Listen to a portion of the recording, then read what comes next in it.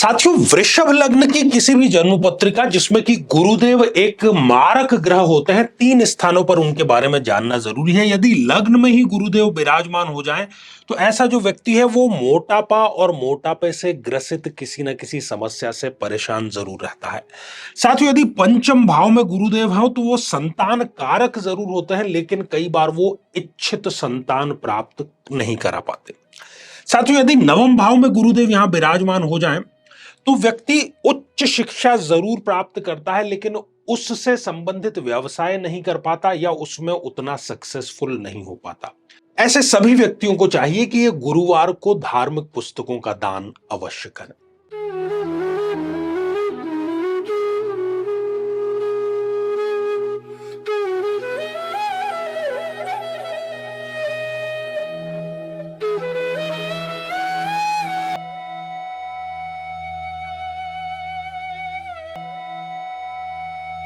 तो मेरे बहुत ही प्रिय और बेहद सम्मानित साथियों, हृदय की असीम गहराइयों से अभिनंदन, बहुत बहुत हार्दिक स्वागत। साथियों, गुरु की अर्थात बृहस्पति देव की महादशा कैसी रहती है हर एक लग्न में, उस पर हम चर्चा कर रहे हैं। और आज जो बारी है इसी क्रम में वो वृषभ लग्न की जन्म पत्रिका के बारे में चर्चा करने की है। और यदि अभी तक आपने अपने लग्न से संबंधित एपिसोड साथियों नहीं देखा है तो यहां आई बटन में हमने आपको उसका लिंक प्रोवाइड करा दिया है, जाकर के आपको जरूर देखना चाहिए। और यदि आप भी हमसे मिलना चाहते हैं, अपनी कुंडली का विश्लेषण कराना चाहते हैं, तो आगामी समय में मैं स्वयं इन शहरों में उपस्थित रहूंगा और आप अपना स्थान जो है वो सुनिश्चित कर सकते हैं। इसके अतिरिक्त आप टेलीफोनिक अपॉइंटमेंट भी ले सकते हैं। तो आइए साथियों, बात करते हैं वृषभ लग्न की जन्म पत्रिका में गुरु की महादशा कैसी रहती है। साथियों, वृषभ लग्न जिसमें कि गुरु एक मारक ग्रह है। कई लोगों को यह गलतफहमी होती है कि गुरु मारक ग्रह कैसा है। साथियों, गुरुदेव एक शुभ प्रदान करने वाले, एक सुखद एहसास प्रदान करने वाले और शिक्षा, संतान, विवाह के कारक ग्रह होते हैं। लेकिन चूंकि हम बात कर रहे हैं वृषभ लग्न की, तो हर लग्न की कुंडली में योग कारक ग्रह अलग होते हैं, मारक ग्रह अलग होते हैं और वो अपनी प्लेसमेंट के हिसाब से रिजल्ट प्रदान करते हैं। लग्न से ही प्रारंभ करते हैं। साथियों, यदि गुरुदेव लग्न में विराजमान हो जाएं तो व्यक्ति विवेकवान होता है, बुद्धिवान होता है, लेकिन उसकी बुद्धि का प्रयोग दूसरे लोग करते हैं। यहां कहीं ना कहीं गुरु इनको मोटापे से और उसके बाद में मोटापे से जितनी भी दूसरी बीमारियां शुरू होती है उसका यहां पर इनको कहीं ना कहीं सामना जरूर करना पड़ता है। गुरुदेव की दशा अंतर दशा में रोग प्रतिरोधक क्षमता भी यहां पर इनकी क्षीण होते हुए, कमजोर होते हुए देखी जाती है। साथियों, यदि गुरुदेव इस द्वितीय भाव में विराजमान हो जाएं तो धन ये कमाएंगे, लेकिन संघर्ष के साथ में। पैतृक संपत्ति इनको मिलेगी, लेकिन विवाद के बाद में। वाणी जो है थोड़ी सी इनकी कर्कश जरूर होती है, लेकिन ये वाणी और वाद विवाद के माध्यम से अपने जो कार्य हैं वो निकालने में कामयाब जरूर हो जाते हैं। साथियों, गुरुदेव यदि इस तृतीय भाव में विराजमान हो जाए, यहां पर वो उच्च राशि के हो गए कर्क में, लेकिन वो बहुत अच्छे प्लेस्ड नहीं है, इस कारण बहुत अच्छा वो रिजल्ट यहां पर नहीं देंगे। वैसे भी वो इस कुंडली में मारक ग्रह हैं और ये उच्च के हो गए, तो ये यहां पर दो गुना जो है नुकसान का यहां पर कार्य हो रहा है। एक तो अपने भाइयों से ही व्यक्ति का बैर होगा। बहुत रिस्क लेकर के यदि कोई व्यवसाय शुरू किया है, कोई निवेश किया है, तो गुरु की दशा अंतर दशा में इनको उसमें घाटा अवश्य होता है।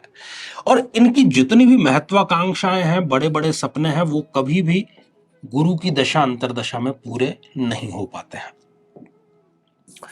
साथियों, आगे बढ़ेंगे और बात करेंगे चतुर्थ भाव की। यदि गुरुदेव इस चतुर्थ भाव में विराजमान हो जाएं, अपनी दशा अंतर दशा में माता से इनको दूरी या माता के स्वास्थ्य को लेकर के चिंता या माता से किसी प्रकार के मतभेद ये जरूर देता है। जितने भी इन्होंने निवेश किए हैं, खासतौर पर भूमि में यदि निवेश किया है, तो उसमें पैसा फंसना, नुकसान और धोखे, ये सारी स्थितियां। अपने स्वयं के घर का जो सपना है वो कभी इनका यहाँ पर गुरु की दशा अंतरदशा में पूरा नहीं हो पाता।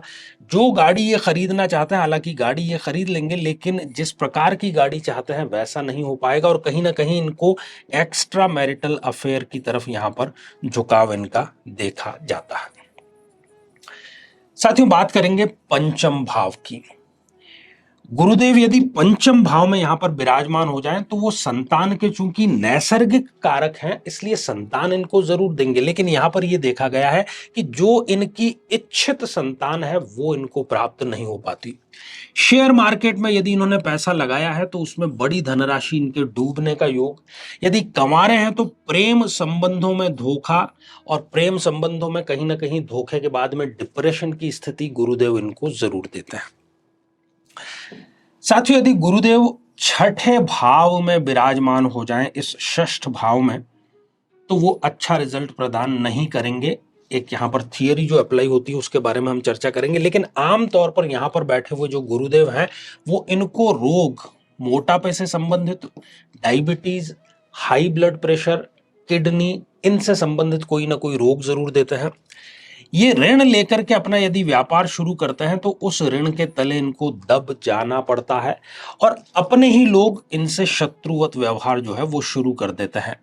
बात बात पर अपमानजनक स्थितियां, और किसी वित्तीय मामले में कुछ दिनों के लिए जेल की यात्रा भी इनको गुरुदेव यहां पर जरूर करता है, और कई बार ये कोई छोटा बड़ा जो नशा है वो भी नियमित रूप से करने लगता है। लेकिन यहां पर अब देखने वाली बात है कि इस स्थिति के साथ ही यदि लग्नेश शुक्रदेव इस स्थिति में अच्छे हैं, मान लीजिए इस त्रिकोण में विराजमान है या यहां पर विराजमान है या लग्न में विराजमान है, तो हम इसको कहेंगे कि ये विपरीत राजयोग की स्थिति बन गई। अर्थात छठे, आठवें और 12वें त्रिक भावों का स्वामी स्वयं त्रिक भाव में बैठा और लग्नेश मजबूत है, तो फिर गुरुदेव की दशा इनके जीवन की एक सर्वोत्तम दशा जरूर रहेगी। इसमें कोई भी दो राय, किसी भी प्रकार का संशय या शंका नहीं होनी चाहिए।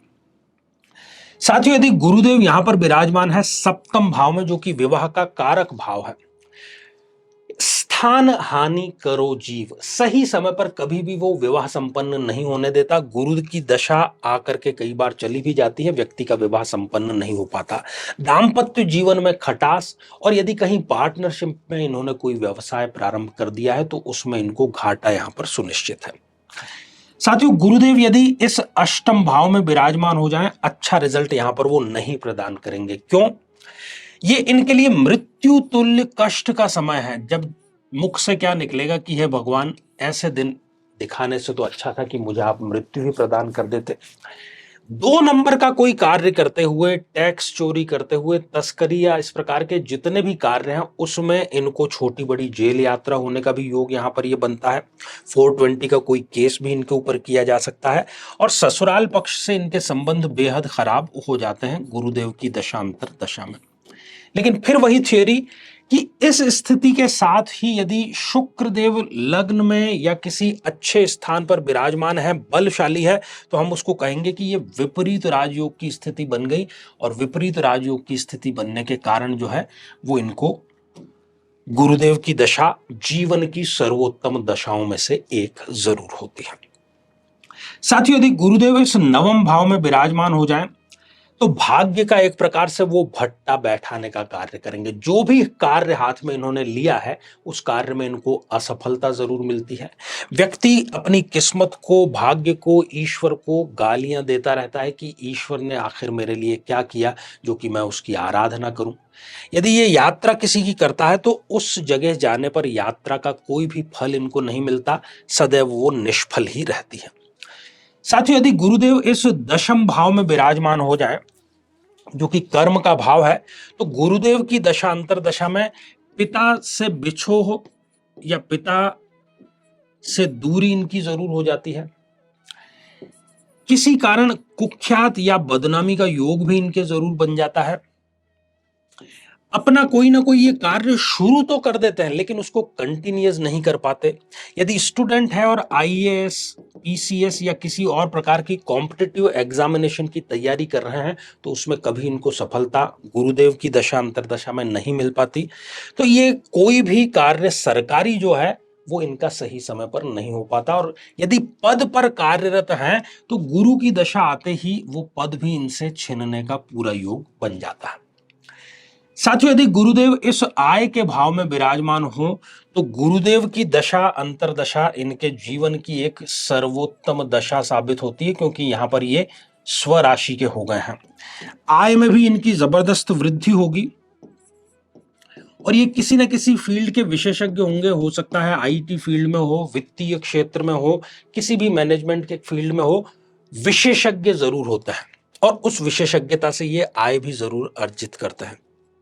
अपने पब्लिक रिलेशन के कारण हमेशा सत्ता के आसपास रहता है व्यक्ति, और अपने लिए लाभ भी वो अर्जित करता है, और सारी इच्छाएं जीवन में उसकी पूरी अवश्य होती हैं। साथियों, यदि गुरुदेव इस द्वादश व्यय के भाव में विराजमान हो तो ये दशा कभी भी इनकी अच्छी नहीं रहने वाली है। खर्चे इतने ज्यादा हो जाएंगे कि व्यक्ति उन खर्चों से ही ऊपर नहीं आ पाता है। वृद्धावस्था में यदि गुरु की दशा इनको आ रही है तो वृद्धावस्था भी इनकी संघर्षपूर्ण ही निकलती है, और विदेश में जाकर के व्यक्ति किसी न किसी प्रकार का बड़ा धोखा जो है वो जरूर खाता है। साथियों, हमने देखा चूंकि ये जो वृषभ लग्न की जन्म पत्रिका है ये शुक्र देव की कुंडली है, क्योंकि शुक्र देव दैत्यों के गुरु हैं, और दशा किसकी? गुरु की हम बात कर रहे हैं। गुरुदेव दानवों के गुरु हैं, तो शुक्र और गुरु में एक नैसर्गिक, एक प्राकृतिक शत्रुता है, और उस शत्रुता के चलते गुरुदेव यहां पर अच्छा रिजल्ट प्रदान नहीं कर पाते, एक दो थ्योरीज को यदि छोड़ दे तो इन सब लोगों को ये चाहिए कि ये गुरुवार को धार्मिक पुस्तकों का दान अवश्य करें। इस दान से क्या होगा? इनको मन की शांति भी मिलेगी, और गुरुदेव की दशा इनकी शांति पूर्वक और समृद्धि पूर्वक जरूर बीतेगी। तो साथियों, आज के लिए केवल इतना ही, और इसी मंगल कामना के साथ में कि आप सभी स्वस्थ, समृद्ध और शांतिपूर्वक जीवन व्यतीत करें। नमस्कार।